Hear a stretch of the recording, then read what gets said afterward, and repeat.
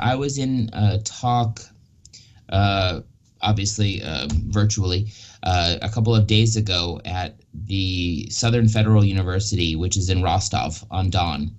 And I was talking about historiography issues, and I brought up Khrushchevsky, and they just blew past it. The other scholars who were talking about things, there's not a lot of engagement with it, I think, still today.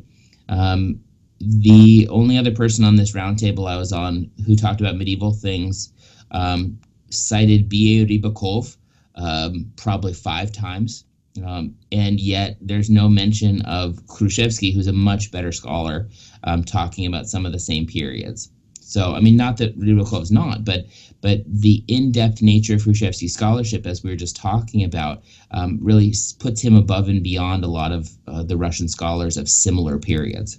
This is still scholarship that should be read, and it should be read by people not just working on Ukraine or Ukrainian studies.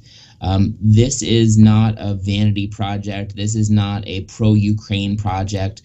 This is a project to bring a really interesting scholarly work into the 21st century, into the Anglophone world, in an acknowledgement that the scholarly world, the international scholarly world, is becoming increasingly Anglophone.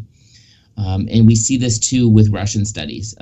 There is it's hard to imagine a growing divide since the Soviet Union, but there is still a divide between Russian studies in Russian and Russian studies in English, right? In the 90s, they thought this was going to be bridged and we won't have to worry about it.